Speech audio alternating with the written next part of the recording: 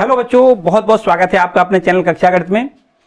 हम हाजिर हैं आपके लिए एक नया वीडियो लेकर के, जिसमें आपको आज पढ़ना है फलन से संबंधित तो वो सारे प्रश्न जो बहुत ही इंपॉर्टेंट हैं। फलन और रिलेशन दोनों को मिला के एक चैप्टर बनता है, जो कि चैप्टर नंबर 1 है। इसमें से हमने रिलेशन से संबंधित सारे प्रश्नों को पहले वाले वीडियो में तैयार करवा दिया है, और यहां पर आज आपको पढ़ना है फलन से संबंधित सारे प्रश्नों का हल।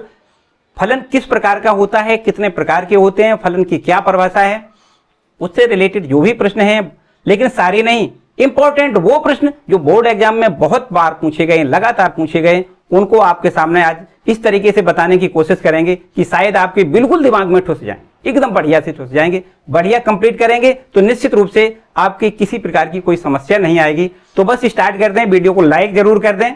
तो वो 5 नंबर का इसमें से पूछा जाएगा, जिसमें से हमने बताया कि आपको पहले जो पहला वीडियो दिया है वहां से 2-3 नंबर का और शेष यहां से मिलेगा। तो कुल मिला के वहां पर भी हमने 10 प्रश्न केवल करवाए हैं, और यही 10-12 प्रश्न यहां करवाएंगे। बहुत ज्यादा बड़ा वीडियो नहीं होगा, आपको किसी प्रकार की कोई समस्या नहीं होगी। आप बिल्कुल लगातार निरंतर रूप से पूरा वीडियो देखिए, लास्ट तक देखिए, जिससे कि आपकी समस्या ही खत्म हो जाए। तो स्टार्ट कर दें। फलन से संबंधित सारी समस्याएं इसी वीडियो में, थोड़ी देर बस 1 घंटा इंतजार करिए, 1 घंटा तक लगातार मेरे साथ बने रहिए, तो निश्चित रूप से आपकी सारी समस्याएं खत्म हो जाएंगी। तो चलिए स्टार्ट करते हैं फलन से संबंधित वो सारे प्रश्न जो आपको बोर्ड एग्जाम में पूछे ही जाएंगे। स्टार्ट करते हैं। तो अब बात करते हैं फलन की। फलन होता क्या है? फलन वास्तव में एक संबंध ही होता है, जो कि आपने पढ़ रखा है। अगर उसमें कुछ विशेष शर्तें जोड़ दी जाएं तो वही संबंध आपका फलन बन जाता है। तो समझते हैं पहले फलन के बारे में। जैसे हम ये मान लेते हैं कि कोई आपका एक समुच्चय ए है, और उस समुच्चय ए से समुच्चय बी का एक संबंध स्थापित करना है।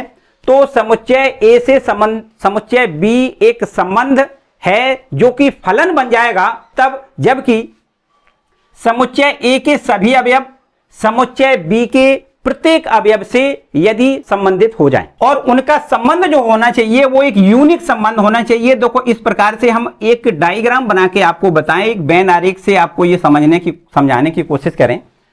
ये आपका एक समुच्चय ए है, इसके कोई एलिमेंट मान लेते हैं थोड़ी देर के लिए। ये हमारे पास है कोई ए समुच्चय, इसके एलिमेंट यहां लिख देते हैं, यहां लिख दे 1, 3, 5, और यहां इसके एक दूसरा कोई समुच्चय बी है, उसका एलिमेंट हम लिख देते हैं ये 2, 4, 6 मान लेते हैं। और यहां पर हमें अगर संबंध स्थापित करना है तो इस प्रकार यहां लिख देते हैं 1, 3, 5, ये आपका ए है, और ये आपका बी है, इसको लिख देते हैं 2, 4, 6 इसके अवयव हैं। यहां देखो ए से बी में संबंध स्थापित करना है, तो ए में इसको हम ए को क्या कहते हैं? प्रांत। ध्यान रखें, ए को क्या कहते हैं? प्रांत कहते हैं, और ये आपका कहलाता है सहप्रांत। ये कक्षा 10-11 में आपने बहुत अच्छे से पढ़ा होगा। ये प्रांत होता है, ये सहप्रांत होता है। अगर ए से बी में अगर संबंध स्थापित कराना चाहें तो देखो इस प्रकार हम करा सकते हैं ए से बी का संबंध। तो सबसे पहले आप संबंध की बात करें, संबंध तो सबसे पहले लिखें। मान लेते हैं कि ए इतना है, बी इतना है, इसमें एक कोई संबंध अगर स्थापित कर दें तो इस प्रकार लिख दें। जैसे मान लेते हैं 3, 2, और यहां लिख देते हैं 3, 2 लिख दें 3, और ये आपका आगे लिख दें 5, 4 लिख दें, और फिर इसके बाद में हम 5, 6 लिख दें। मान लेते हैं थोड़ी देर के लिए इतना ही मान लें, ये आपका एक संबंध है, ठीक। और इस संबंध से अगर हम यहां पर इस संबंध को यहां डिफाइन करना चाहें तो देखो किस प्रकार से। 2 का संबंध कहां है? 3 से है, 3 का संबंध 2 से है, यहां 3 का संबंध देखो 2 से लिख दें। 5 का संबंध 4 से है, तो यहां 5 का संबंध 4 से इस तरीके से बनाएं, और यहां 5 का संबंध 6 से भी है, तो यहां 5 का संबंध यहां 6 से बना दें। तो इस प्रकार ये आपका देखो हमने जो डायग्राम बनाया, यहां पर ये ए से बी का संबंध कहा जाएगा, ये फलन नहीं कहा जाएगा। क्यों नहीं कहा जाएगा? हमने बताया ए के प्रत्येक अवयव बी से प्रतिबिंब बनाना चाहिए। यहां देखो ए ने किसी के साथ कोई साझा नहीं किया, ये प्रतिबिंब नहीं बनाया इन्हें, तो यहां पर एक जो अवयव है उसने किसी के साथ जब साझा नहीं किया, प्रतिबिंब नहीं बनाया, तो हम इस तरीके से ये कह सकते हैं कि ये आपका एक संबंध तो कहा जा सकता है, ये फलन नहीं है। ये आर जो है वो क्या है? केवल रिलेशन है, और इसको हम कह सकते हैं ये फलन नहीं है, ठीक है। इसके बाद देखो एक दूसरी और यहां गड़बड़ी हो गई। क्या? इस 5 ने डबल साझा कर दिया, मतलब 5 ने 4 से भी प्रतिबिंब बनाया, 5 ने 6 से भी प्रतिबिंब बनाया, तो यहां इसने भी देखो गड़बड़ी कर दी। इन दोनों कमियों की वजह से हम कह सकते हैं कि ये आपका संबंध है, फलन नहीं है।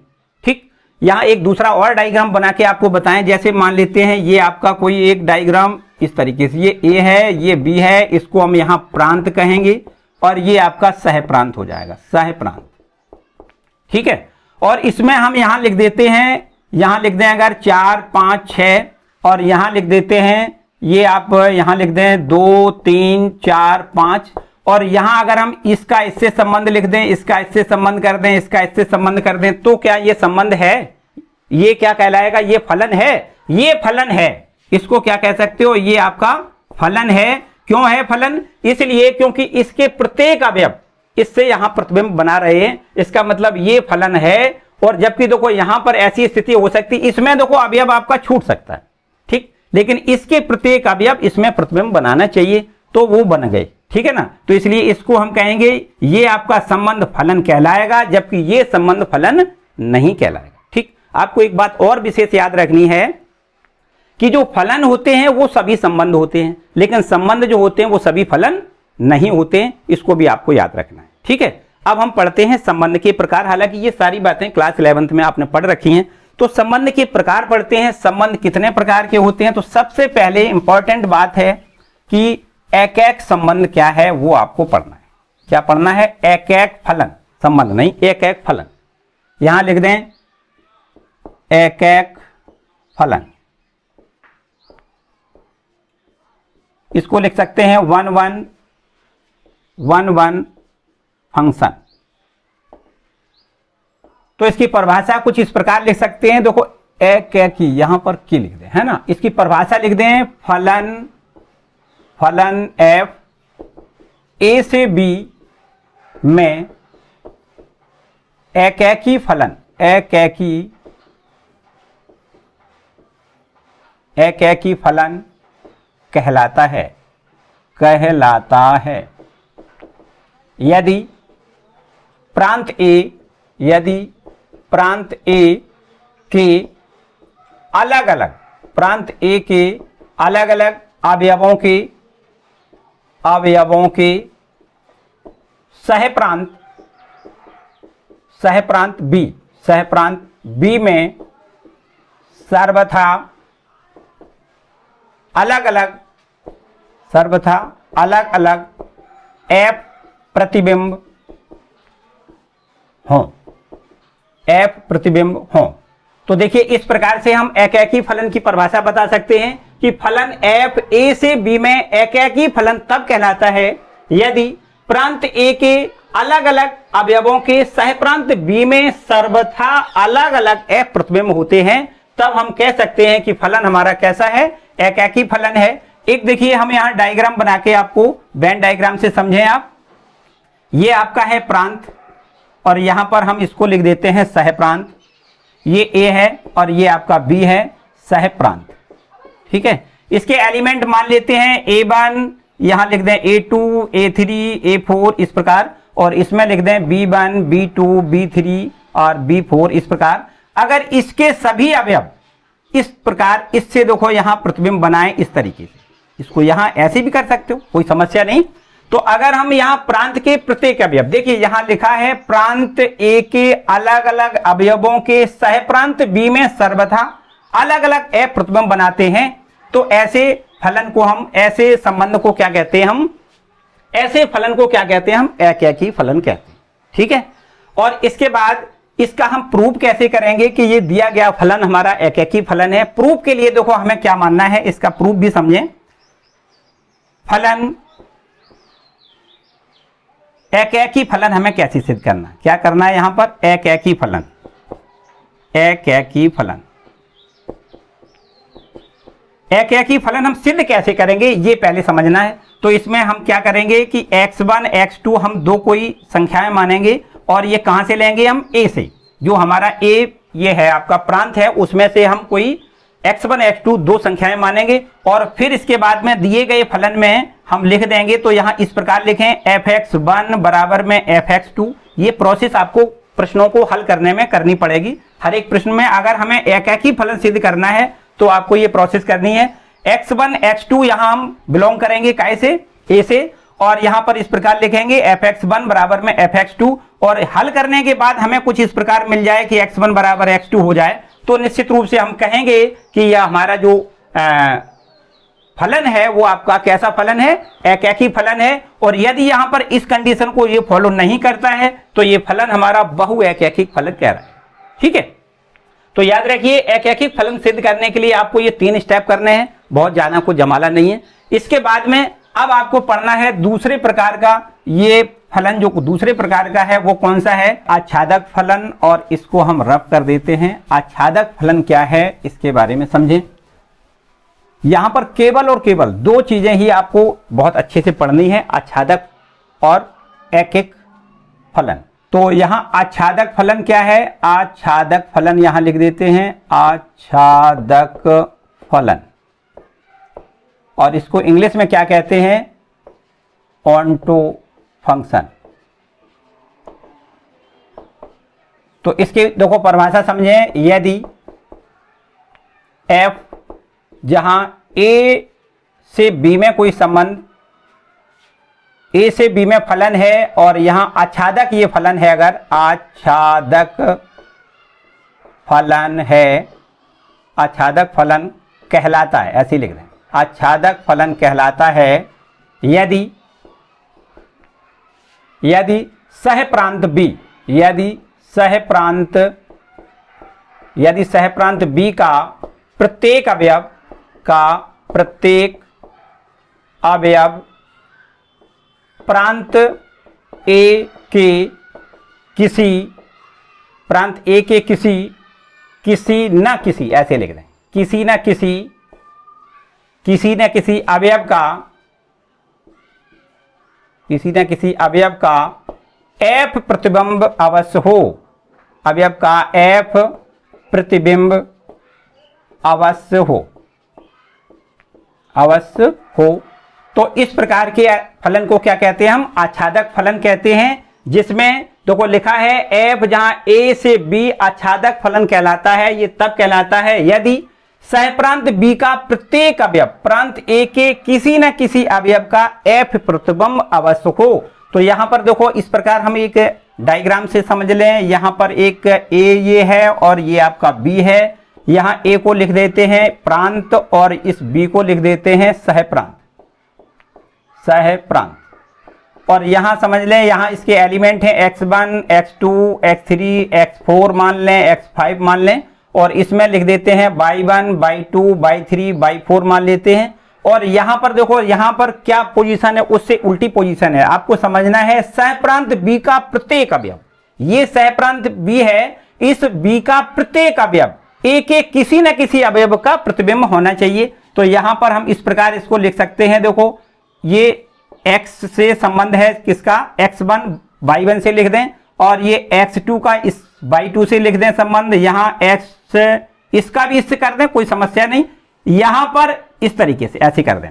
यहां पर आपको ये याद रखना है कि ये b जो है मानी सहप्रांत जो है उसका प्रत्येक अवयव प्रांत के अवयव का f प्रतिबिंब होना चाहिए, ये आपको कन्फर्म रखना होता है, तब फलन को हम क्या कहते हैं, आच्छादक फलन कहते हैं। ठीक है, इसकी भी जांच करने के लिए आपको एक काम करना है। जांच कैसे करेंगे इसकी, यहां पर हम ऐसे मान लेते हैं b बिलोंग टू a और यहां लिख दें a बिलोंग टू a, मतलब a और b ये दोनों ही कहां से लिए, हमने a से लिए हैं। तो इसको हम इस प्रकार अस्तित्व में मानेंगे, इस प्रकार अस्तित्व में हो कि f a बराबर हमारा कितना निकला है, अगर b के बराबर निकल आता है तो हम कह सकते हैं कि फलन हमारा कैसा है, आच्छादक है। अभी हम प्रश्नों में इस चीज को अप्लाई करके बताएं।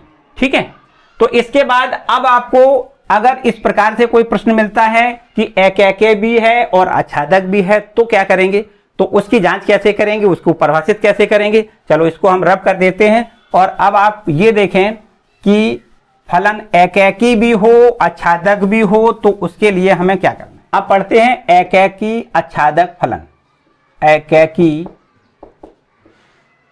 आच्छादक फलन। तो इसका हम कैसे इसको परिभाषित पहले कैसे करेंगे, देखो यहां पर दोनों एक साथ हैं, एकैकी फलन, आच्छादक फलन, दोनों फलन एक साथ हैं, तो इसकी जांच कैसे करेंगे या जांच करने से पहले इसको परिभाषित कैसे करेंगे। हम यहां पर ऐसे लिख दें, फलन एफ ए से बी एकैकी आच्छादक कहलाएगा, आच्छादक, एकैकी आच्छादक कहलाता है,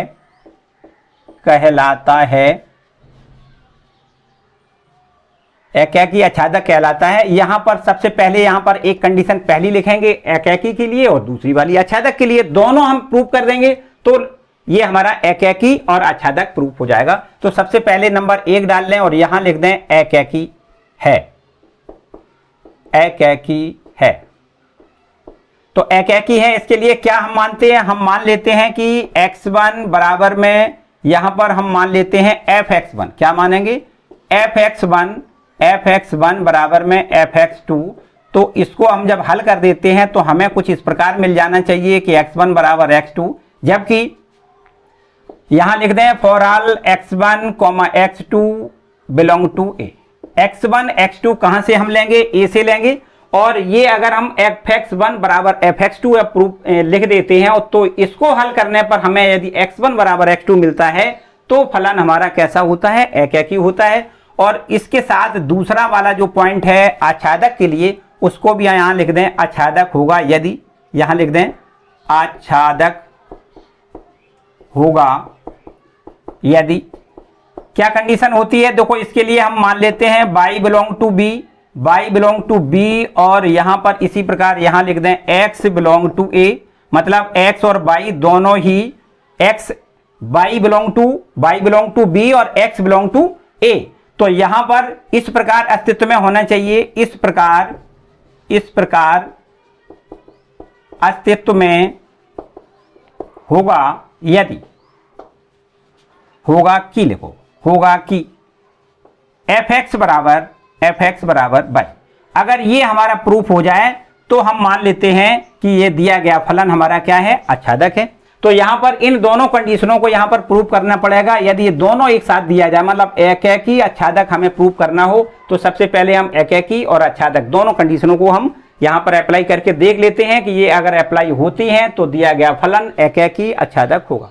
ठीक है, तो इस तरीके से ये देखो केवल और केवल, वैसे टाइप और भी हैं, लेकिन इस वर्ष के लिए आपको केवल और केवल ये दो ही बातें पढ़नी हैं, दो ही प्रकार के फलन पढ़ने हैं, एकैकी फलन, आच्छादक फलन। बाकी और टाइप के जो प्रश्न हैं वो इस वर्ष कोविड-19 के कारण जो सिलेबस आपका कम हुआ है उसके कारण वो निकाल दिए गए। ठीक है, तो बस इन्हीं प्रश्नों पर, इन्हीं दोनों फलनों पर आपके जो भी प्रश्न बनते हैं वो सब इंपॉर्टेंट प्रश्न आज हम यहां पर कराएंगे। बस जुड़े रहिए हमसे, पूरा आपको वीडियो एक एक करके देखना है, कंप्लीट करना है, जिससे कि आपको बिल्कुल एकदम कॉन्सेप्ट पूरा क्लियर हो जाए, पूरे प्रश्न क्लियर हो जाएं।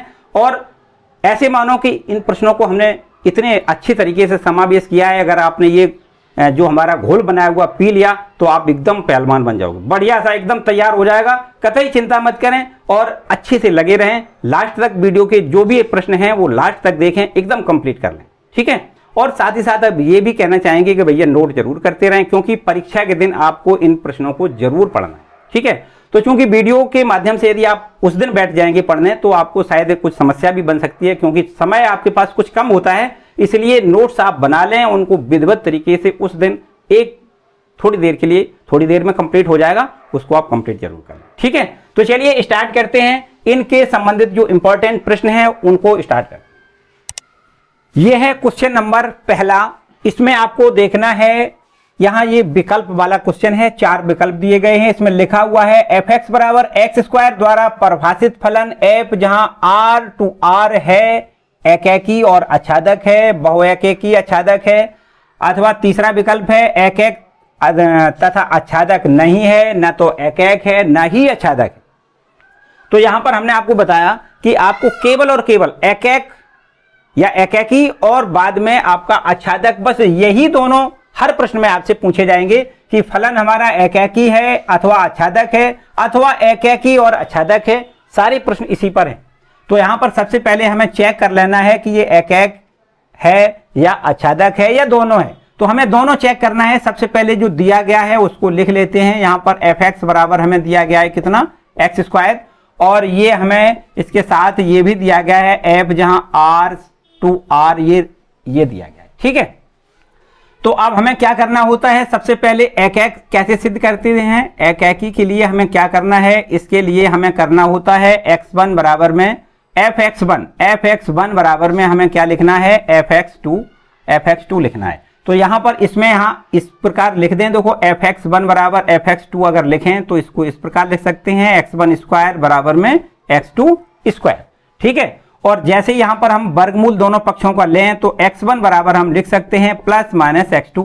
तो हमने आपको ये बताया कि यदि ये कंडीशन लागू हो जाए x1 बराबर x2 तो एक एक होता है, अदरवाइज नहीं होता है। तो यहां पर x1 बराबर x2 नहीं बल्कि प्लस x2 और माइनस x2 आया, तो आपको ये लिखना है कि ये एक एकी तो है ही नहीं, बल्कि हम कह सकते हैं ये बहु एक एकी है। क्या है, बहु एक एकी है। आपको लिखना है एक एकी नहीं है। क्या लिखना है, एक एकी नहीं है।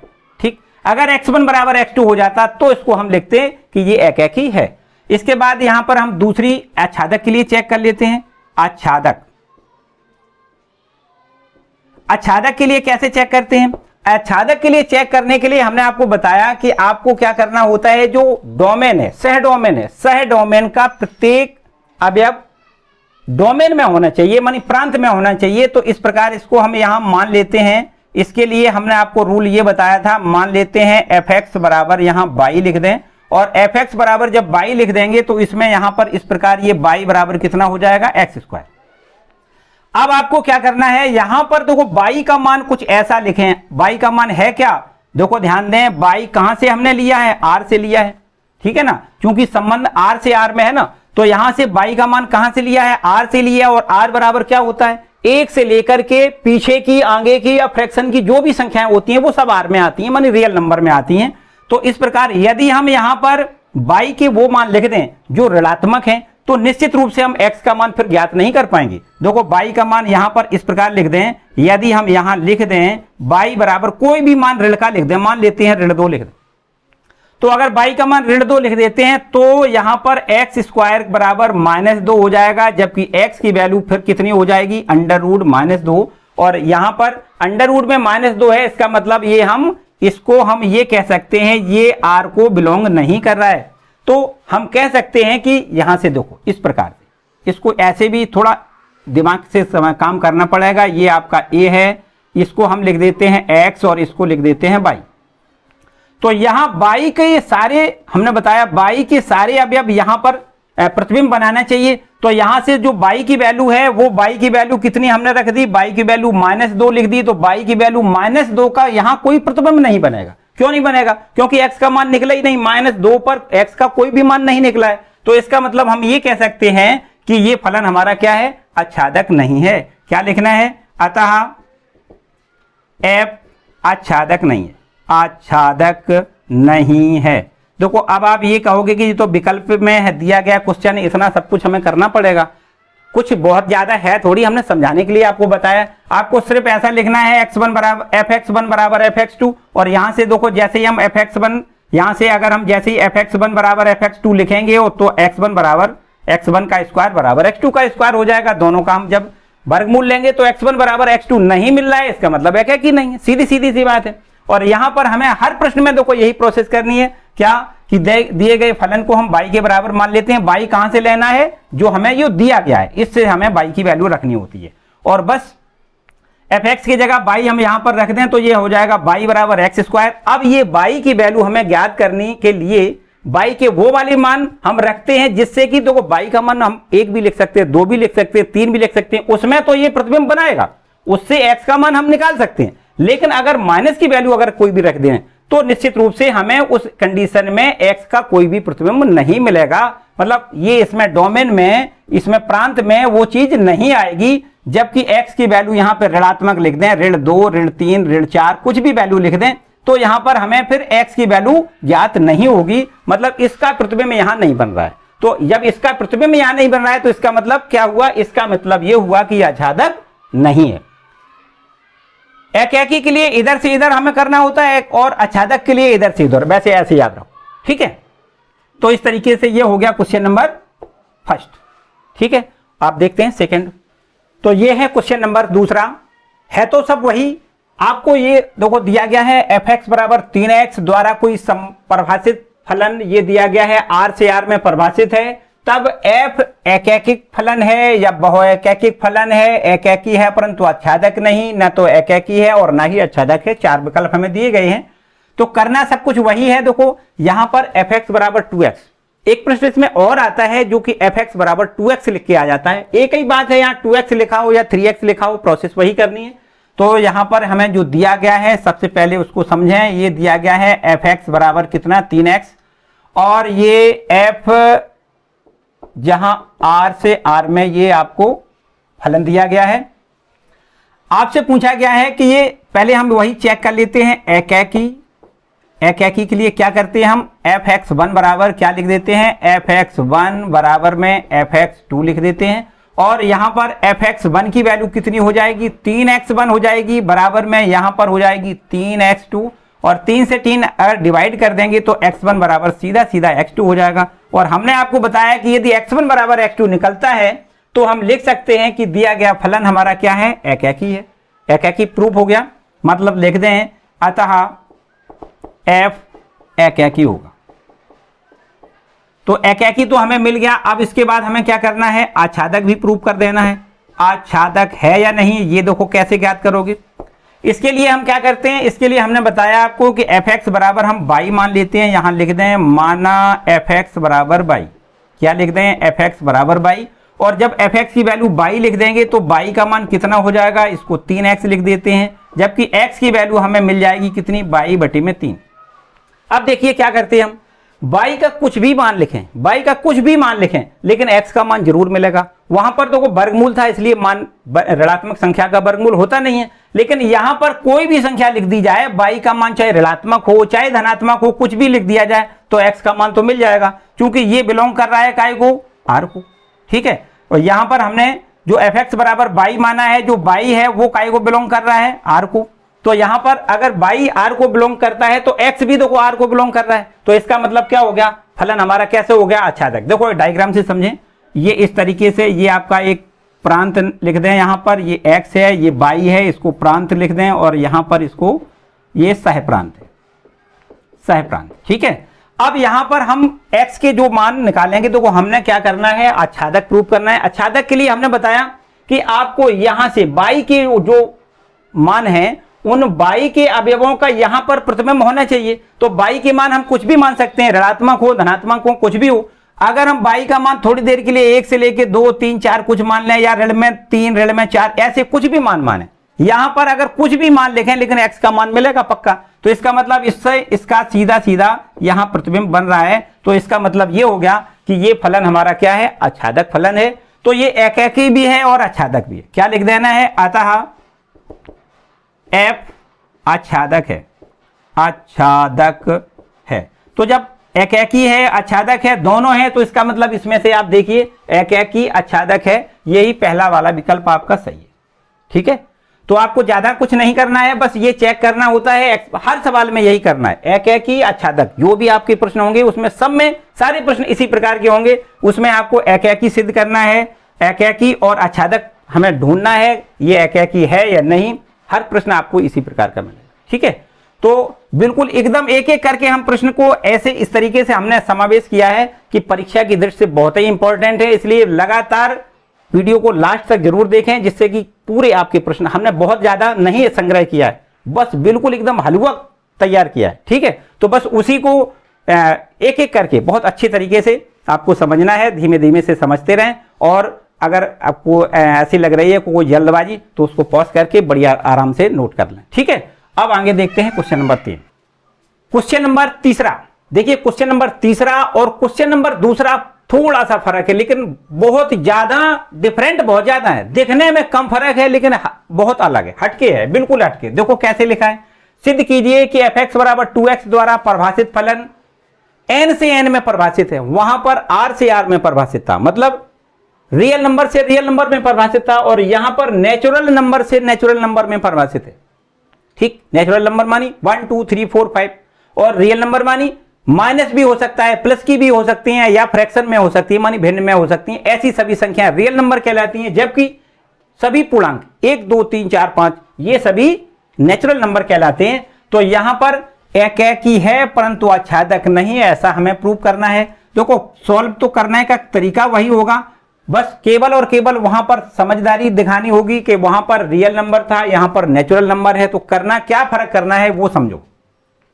सबसे पहले हमें फलन दिया गया है f(x) बराबर में 2x, और यहां पर हमें जो ये फलन दिया गया है वो n से n में परिभाषित है, n से n में परिभाषित है। तो यहां पर हम किस प्रकार करते हैं, यहां पर हमें सबसे पहले करना होता है एकेकी के लिए, एकेकी।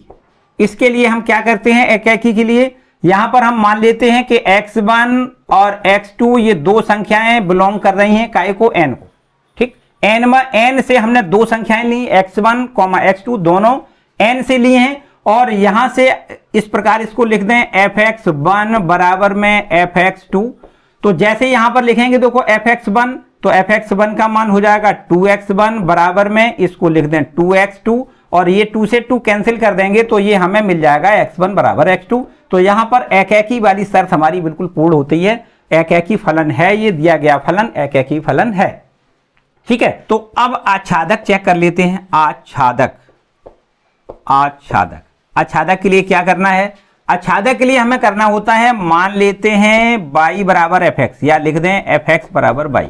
ठीक, और ये जो हमने y माना है तो y कहां से हमने माना है, n से, y बिलोंग टू n लिखना है। अब यहां पर हम fx की जगह पे y लिख दें तो ये हमारे पास हो जाएगा y बराबर 2x, और इससे यहां से अगर हम x की वैल्यू निकालेंगे तो हमें मिलेगी y बटे में 2।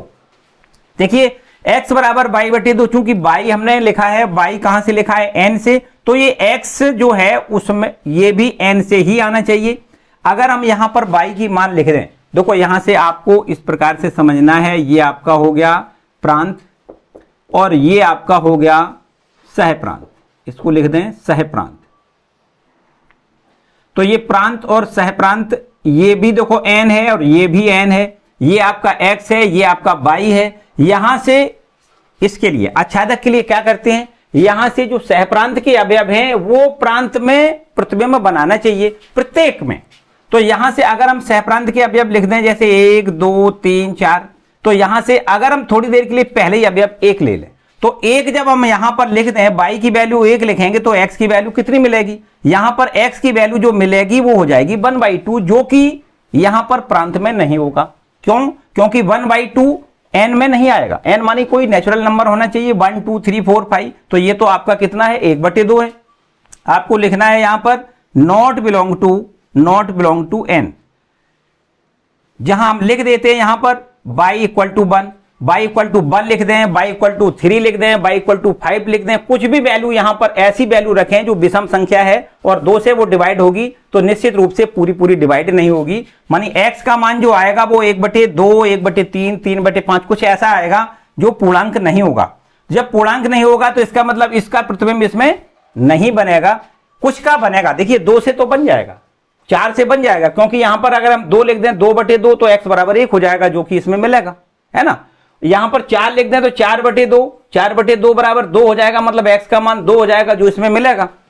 लेकिन अगर हम 1 लिखें, 3 लिखें, 5 लिखें, ऐसे कुछ मान लिखें तो यहां पर ये x में नहीं मिलेंगे, मानी प्रांत में नहीं मिलेंगे। तो आपको यहां लिखना है, अतः जो f है वो क्या होगा, आच्छादक नहीं होगा, अतः f आच्छादक नहीं होगा, आच्छादक नहीं होगा। तो यहां पर यही बात तो प्रूव करवाई गई है कि ये एकेकी तो है परंतु आच्छादक नहीं है। देखो एकेकी वाली शर्त लागू हो रही है, एकेकी तो है लेकिन ये आच्छादक नहीं है, आच्छादक नहीं। ठीक है, प्रूव हो गया।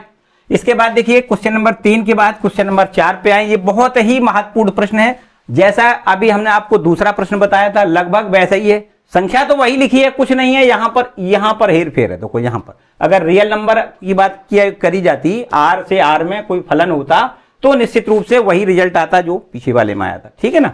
चलिए इसके बाद अगला प्रश्न देखते। यह है क्वेश्चन नंबर 4। देखिए बहुत बार पूछा गया प्रश्न, इंपॉर्टेंट प्रश्न है। लिखा है सिद्ध कीजिए कि f(x) बराबर mod x द्वारा दिया गया मापांक फलन f r से r में एक फलन है, न तो एकेकी है न ही आच्छादक है, ऐसा हमें प्रूव करना है। तो इसके लिए सबसे पहले हम आच्छादक प्रूव करेंगे। पहले सबसे पहले एकैकी कर लेते हैं, यहां लिख दें एकैकी के लिए, एकैकी के लिए। तो एकैकी के लिए हमें क्या करना होता है, हमें करना होता है यहां पर हम x1 और x2 कोई दो संख्याएं ले लेते हैं, और वो कहां से लेते हैं, r से। तो x1 x2 ना लेके अगर हम इस प्रकार कोई ले लें, एक संख्या कोई ले लें 2 और एक कोई संख्या ले लें -2 और 2 ले लेते हैं, ठीक। और ये कहां से लिया है हमने, r से, ठीक है। और यहां से अब हमें क्या करना होता है, f-2 बराबर लिखना है f2। जैसे हम x1 बराबर x2 लिखते हैं, वैसे ही हमने f-2 बराबर f2 लिख दिया। यहां से देखिए, इसको अगर हम इस प्रकार लिख दें, f-2 की वैल्यू कितनी हो जाएगी, मॉड f-2 हो जाएगी, और f2 की वैल्यू हो जाएगी मॉड ऑफ 2 हो जाएगी, ठीक है। तो यहां पर मॉड में माइनस खत्म हो जाता है, तो यहां पर लिखना है 2 बराबर 2 हो जाएगा। तो जबकि आपको पता है कि ये आपका -2 कभी 2 के बराबर नहीं हो सकता। अगर ये दोनों आपस में बराबर हो जाएं तभी तो f1 बराबर f2 होता है ना। अगर x1 बराबर x2 हो तभी तो हमें fx1 बराबर fx2 ले आना होता है। तो यहां पर f1 बराबर 2 तो f2 आ गया, f1 बराबर तो f2 के बराबर आ गया, लेकिन -2 बराबर 2 नहीं हो सकता है। अतः हम कह सकते हैं कि जो फलन f है एकैकी नहीं है, अतः f एकैकी नहीं है, एकैकी नहीं है, ठीक है। तो अब हम आच्छादक को चेक कर लेते हैं। आच्छादक, इसके लिए क्या करना होता है हमें, इसके लिए हमें fx बराबर y लिखना होता है। मान लेते हैं, यहां लिख दें माना fx बराबर y, और ये हमने y कहां से लिया है, यहां हमने लिखना है y बिलोंग टू कहां से, r। अब देखिए यहां पर fx का मान यदि y लिख दें तो ये हमारे पास फलन बन जाएगा y बराबर मॉड ऑफ x।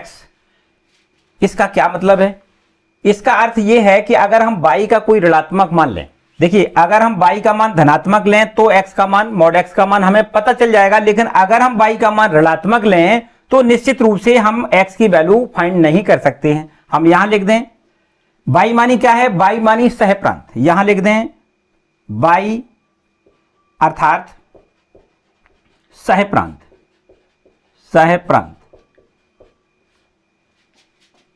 का ऋणात्मक मान लेने पर या ऋणात्मक अवयव लेने पर, ऋणात्मक अवयव लेने पर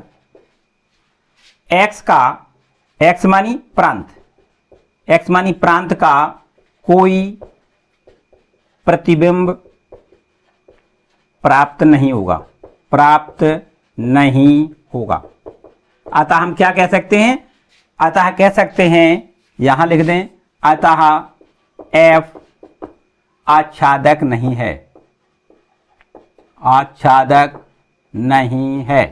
देखिए यहां पर ऐसे समझें कि जब भी कभी हम y का मान ऋणात्मक लिख देंगे तो x का मान ज्ञात ही नहीं होगा। मतलब सह प्रांत में जो y है, y मानी क्या है, सह प्रांत, और सह प्रांत का अगर ऋणात्मक कोई भी मान लिख दें तो x का मान हम फाइंड नहीं कर सकते हैं। जैसे -1 लिख दें, -2 लिख दें, -3 लिख दें, कुछ भी लिख दें तो मॉड x का मान हमें प्राप्त नहीं होगा। मानी यहां पर हमें जो ये सह प्रांत है ये आपका प्रांत होता है, ये लिख दें प्रांत और ये लिख दें सह प्रांत,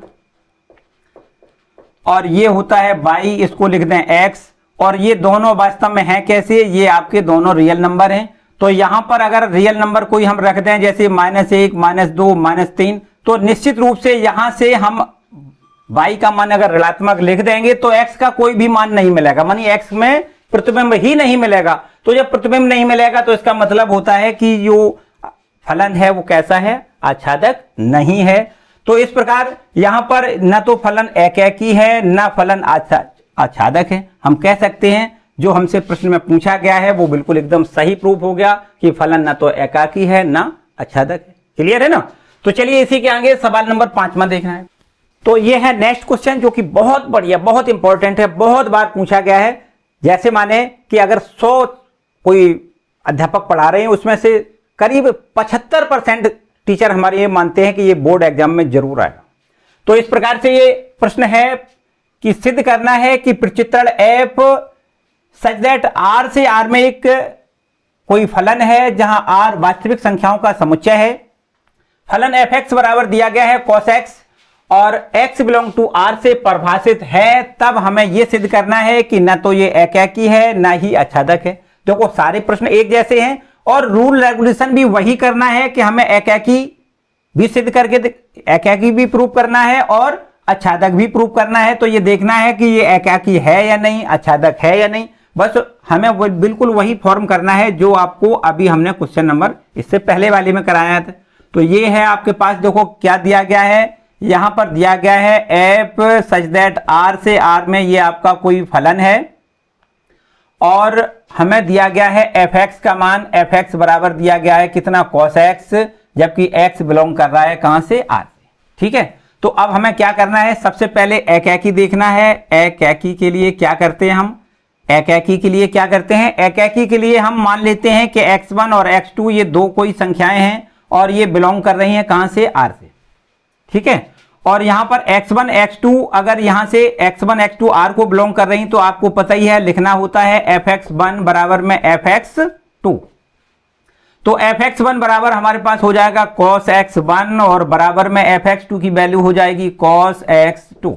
तो इस प्रकार अगर हमें पता है कि cos, देखो यहां पर आपको ये पता है, आपने त्रिकोणमिति समीकरण पढ़े होंगे तो याद करो, आपको बताया गया होगा cos थीटा बराबर cos अल्फा। क्या बताया, यदि ये cos थीटा बराबर cos अल्फा का कोई रूप लिखा होता है तब हमें थीटा का मान ज्ञात करने के लिए फॉर्मूला पता होता है 2n pi plus minus alpha. ठीक है ना, थीटा का मान ऐसे ही निकालते हैं। तो यहां पर देखो x1 का मान हम कैसे निकालेंगे, बिल्कुल एकदम सेम, x1 बराबर हो जाएगा 2n pi plus minus alpha का मतलब x2। तो यहां से आपको बिल्कुल एकदम स्पष्ट दिखाई दे रहा है कि x1 बराबर x2 नहीं है, ये x1 का मान x2 के बराबर नहीं है क्योंकि यहां से ये इतनी संख्या जुड़ी हुई है ना। तो हम कह सकते हैं कि x1 does not equal to x2, और जब x1 और x2 ये दोनों बराबर नहीं आते हैं तो इसका मतलब होता है कि ये फलन हमारा एकाकी नहीं है। आपको क्या लिखना है, अतः f एकाकी नहीं है, एकाकी नहीं है। ठीक, और इसके बाद अब आपको आच्छादक भी चेक करना है, यहां लिख दें आच्छादक। आच्छादक के लिए क्या करते हैं, सबसे पहले काम तो वही होता है कि एफ एक्स बराबर बाई मान लेते हैं। माना एफ एक्स बराबर हम बाई मान लेते हैं और ये बाई हम कहां से लेते हैं, बाई बिलोंग टू आर लेते हैं।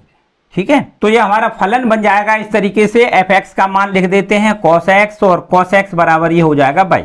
ठीक है, अब आपको ये लिखना है, देखो cos x का मान कहां से कहां तक वैलिड होता है, आपको पता है यहां cos x का मान जो होता है वो -1 से +1 तक होता है, +1 तक। ठीक है, इस तरीके से cos x की जो वैल्यू होती है वो -1 से +1 तक होती है। मतलब इसके बीच वाले मान तो हमें पता होते हैं, लेकिन -1 से छोटा यदि मान रख दें तो हम निश्चित रूप से बाई का मान कैलकुलेट नहीं कर पाएंगे। इसी प्रकार +1 से बड़ा मान रख दें तो अभी हम बाई का मान कैलकुलेट नहीं कर पाएंगे। तो हम ऐसे कह सकते हैं, यहां पर इस तरीके से यहां देखें तो यहां लिख दें, यदि बाई का मान -1 से छोटा, -1 से छोटा तथा +1 से बड़ा होने पर cos x का मान, मानी x का मान, सीधा लिख दें x का मान ज्ञात नहीं किया जा सकता, x का मान प्राप्त नहीं होगा। तब इसका क्या मतलब है, इसका मतलब यह है कि जब बाई का मतलब क्या होता है, बाई का मतलब सहप्रांत और ये x का मतलब क्या होता है, प्रांत। तो यहां से अगर हम बाई का मान -1 से छोटी संख्या लिख दें या +1 से बड़ी संख्या लिख दें तो यहां x में इसका कोई प्रतिबिंब प्राप्त नहीं होगा। तो जब x में इसका कोई प्रतिबिंब प्राप्त नहीं होगा तो इसका क्या मतलब है, इसका मतलब है कि यह आच्छादक नहीं है। तो आपको लिखना है प्राप्त नहीं होता है, अतः यहां लिख दें अतः फलन f आच्छादक नहीं है, आच्छादक नहीं है। ठीक है, तो हो गया काम। आपको लिखना है अतः फलन f ना तो एकाकी है ना आच्छादक है। क्या लिखना है यहां पर, अतः f ना तो एकैकी है, एकैकी है, ना आच्छादक है। ठीक है भाई, ये हो गया क्वेश्चन नंबर 5। इसके बाद नेक्स्ट क्वेश्चन बहुत इंपॉर्टेंट है, देखिए। तो ये है अगला क्वेश्चन। इसमें हमें दो समुच्चय दिए गए, एक समुच्चय है ए जिसके अवयव हैं 1, 2, 3 और एक समुच्चय बी है उसके अवयव हैं 4, 5, 6, 7। यहां पर एक हमें फलन दिया गया है f बराबर, इसके अवयव हैं 1, 4, ये है आपका 2, 5, फिर है 3, 6। ये क्रमिक युग्म के रूप में इसके अवयव दिए गए हैं और a से b में एक फलन है। तो हमें सिद्ध करके दिखाना है कि f जो है वो एकैकी है। बिल्कुल एकदम आसान बात है। देखो हमें कुछ दिया गया है, पहले ये लिख लेते हैं। क्या क्या दिया गया है? a से फलन, देखो हमें दिया गया है फलन f, यहां लिख दें a से b में ये आपका कोई फलन है। और हमें कुछ ये फलन जो दिया गया है उसको लिख लेते हैं f बराबर 1, 4 और ये है आपका 2, 5 और ये आपका है 3, 6।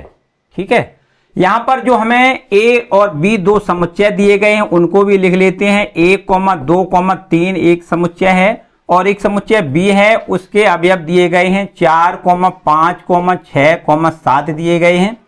अब देखिए इसको a से b में आपका ये फलन है, एक वेन डायग्राम आपको बनाना पड़ेगा। यहाँ एक वेन डायग्राम यहां पर बना लेते हैं। इसको a लिख दें, इसको b लिख दें और ये इसका ये देखो प्रांत कहलाएगा और ये इसका सह प्रांत कहलाएगा, सह प्रांत।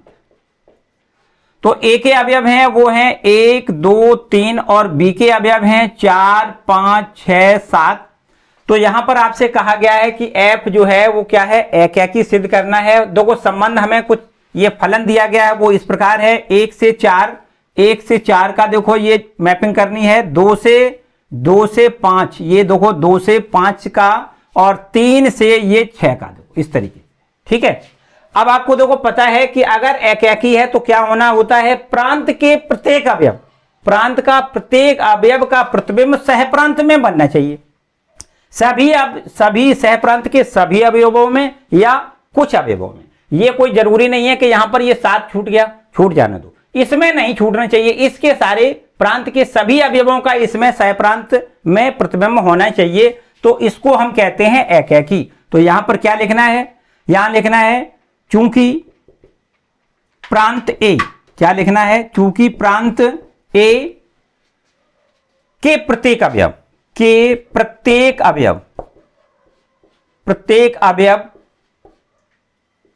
का भिन्न भिन्न प्रतिबिंब प्राप्त होता है। अतः आपको क्या लिखना है? अतः f जो है वो क्या है? f एकैकी है,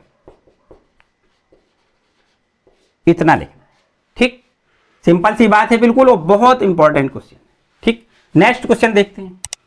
तो यह है आज का अंतिम प्रश्न। देखिए क्या लिखा है? सिद्ध कीजिए कि f जहां R में एक संबंध है x बिलोंग टू R, यहां दिया गया है जो x का मान है वो -1 से +1 के बीच में है। fx बराबर दिया है x/1 plus mod of x belong to R द्वारा परिभाषित एकैकी तथा आच्छादक फलन है। ऐसा हमें प्रूव करना है।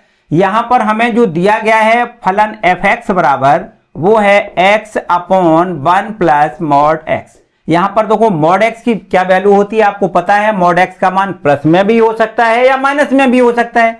अगर यहां पर देखो कंडीशन बना दें, यहां लिख दें यदि मॉड x, यदि हम यहां लिख दें ऐसे कि x का मान 0 से बड़ा है या बराबर है, तब हम ये ऐसे लिख सकते हैं कि मॉड ऑफ x की वैल्यू x के बराबर लिख सकते हैं। और ये हमारा फलन इस प्रकार बदल जाएगा fx बराबर x/1 प्लस x।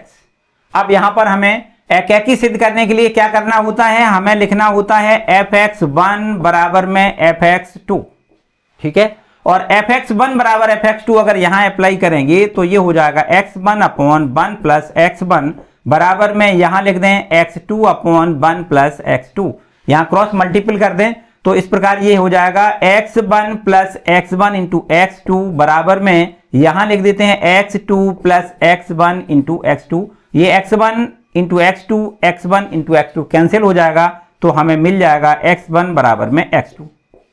ठीक है, ये किस कंडीशन में? यदि x का मान 0 या 0 से बड़ा है, और यदि यहां लिख देते हैं, अब देखो इस प्रकार हम मान लेते हैं कि x का मान है वो आपका छोटा है 0 से, तब मॉड x की वैल्यू कितनी हो जाएगी? -x हो जाएगी, और फलन आपका इस प्रकार बन जाएगा fx बराबर ये हो जाएगा x अपॉन में 1 माइनस में x हो जाएगा। इस मॉड x को हम क्या लिख देंगे? -x लिख देंगे। ठीक, अगर x का मान 0 से छोटा है तब। अब यहां पर वही कंडीशन लगा देते हैं, fx1 बराबर में fx2।